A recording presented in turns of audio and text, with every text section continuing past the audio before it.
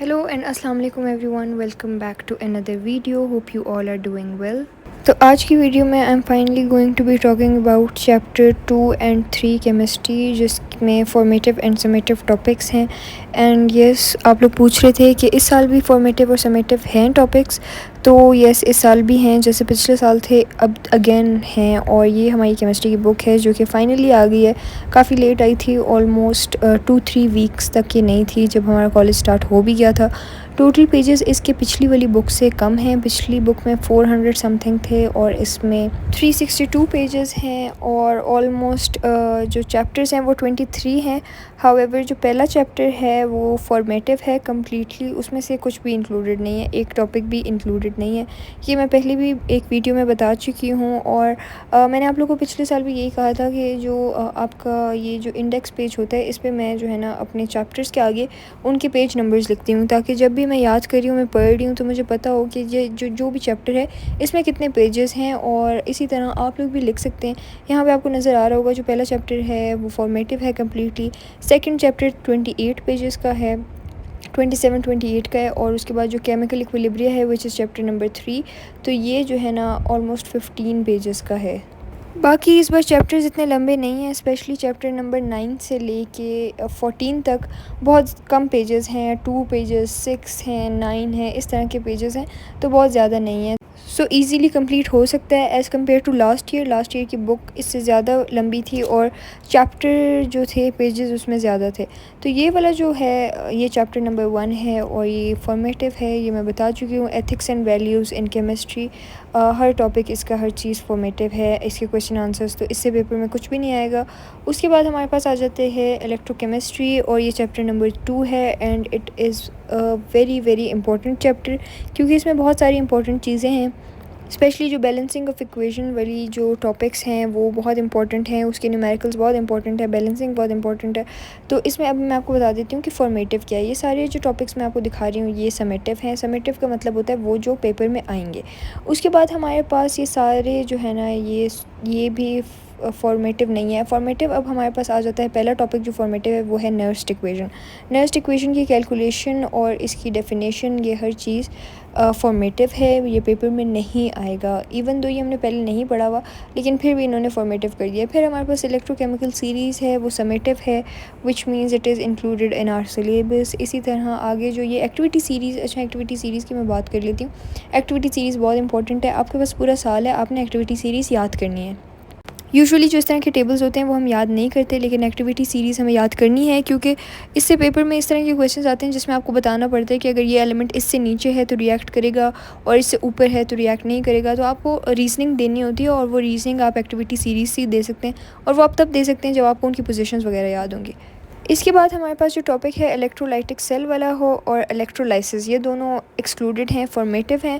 However इसके जो factors हैं, ये वाला पैराग्राफ जो है ये फॉर्मेटिव है, लेकिन नीचे जो इसकी कैलकुलेशन है, यूनिट वगैरह है, और ये जो फैक्टर्स अफेक्टिंग द प्रोडक्ट है ना, ये इंक्लूडेड है सारा. और फिर ये फैराडेस कांस्टेंट और इन सब का रिलेशन जो है बीच में, वो भी इंक्लूडेड है. इसी तरह सेकंड फैक्टर जो हमारे पास है, इसमें ये जो लाइन है 3rd नंबर पे पेज 37 पे, ये गलत लिखी हुई है. यहाँ पे लिखा हुआ है generally substances that are higher in series tend to be reduced. ये रिड्यूस्ड नहीं, ऑक्सीडाइज्ड है. और जब लिखा हुआ है लोअर में जो होते हैं वो रिड्यूस होते हैं, वो ऑपोजिट लिखा हुआ है. मतलब ये जो कटिंग मैंने की है ये इस तरह से होगा. खैर, ये सारा भी इंक्लूडेड है. और ये relationship between Faraday, Avogadro and charge और इलेक्ट्रॉन जो है, ये सारा इंक्लूडेड है. इसकी सारी जो डेरिवेशंस तो नहीं है, फार्मूलाज जो हैं, न्यूमेरिकल्स हैं, वो सारे इंक्लूडेड हैं और काफ़ी इंपॉर्टेंट भी हैं. तो ये दोनों चीज़ें बहुत इंपॉर्टेंट हैं. उसके बाद हमारे पास आ जाता है एक्सपेरिमेंटल डिटर्मिनेशन. ये भी पूरा इंक्लूडेड है, समेटिव है. और आगे फिर हमारे पास एक ही आई गेस टॉपिक और है जो रह जाता है. ये वाले हैं, इसमें न्यूमेरिकल्स हैं. न्यूमेरिकल्स अगेन इंपॉर्टेंट है.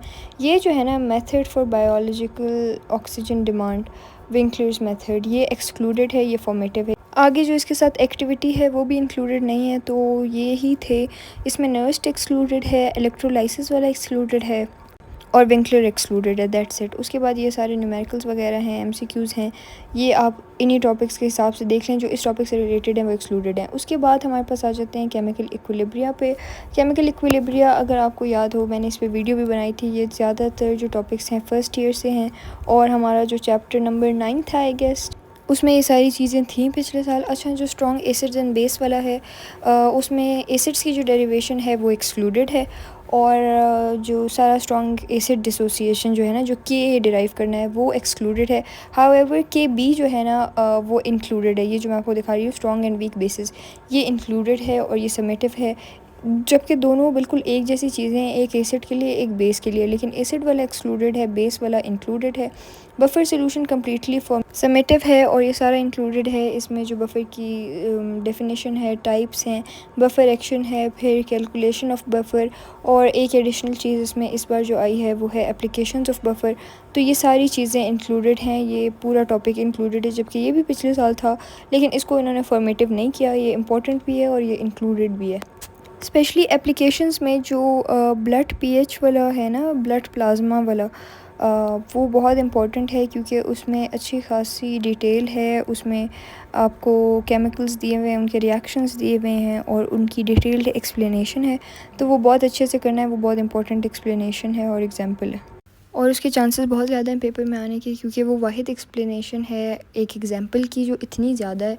वरना बाकी जो एग्ज़ाम्पल्स हैं वो बस 2-3 लाइंस में ख़त्म हो रही है, लेकिन ये वाली एग्ज़ाम्पल को उन्होंने बहुत डिटेल से बताया, तो I think it is important. उसके बाद हमारे पास जो बाकी फॉर्मेटिव टॉपिक्स हैं वो भी मैं आपको बता देती हूँ।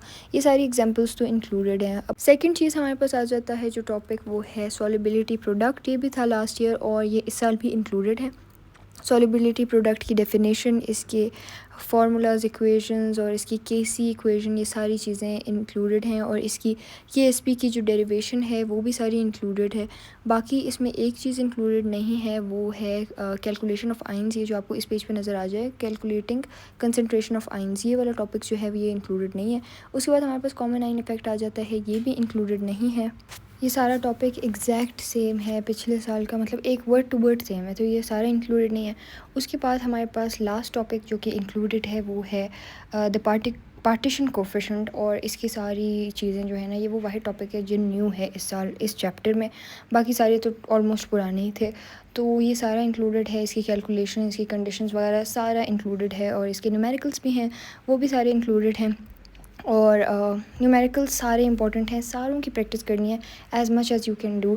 तो फ़िलहाल ये चैप्टर 2 और 3 का ही मुझे पता था, चैप्टर 4 और 5 का या फिर साथ साथ मैं कोशिश करूँगी अपलोड करती जाऊँ, क्योंकि लास्ट टाइम मैंने नहीं किया था, और by the end of the year exam से पहले सब मुझे कह रहे थे कि आप फॉर्मेटिव टॉपिक्स बता दें, तो मैं तब नहीं बता सकती थी क्योंकि बहुत ज़्यादा था सिलेबस और वो नहीं था पॉसिबल मेरे लिए। बट अभी मैं कोशिश करूँगी कि मैं साइड बाय साइड बता दूँ, और केमिस्ट्री का भी इंशाल्लाह बता दिया है वो, तो फ़िज़िक्स का भी इंशाल्लाह मैं बता दूँगी। और ये है जो मैंने आपको, ये हमारी टीचर ने मुझे बताया, and I am just telling you guys. ऐसा नहीं है कि श्योरिटी ही है कि ये नहीं आएगा या आएगा, क्योंकि पिछले साल फॉर्मेटिव से आया था। I am not claiming anything, I am just telling you guys what I know.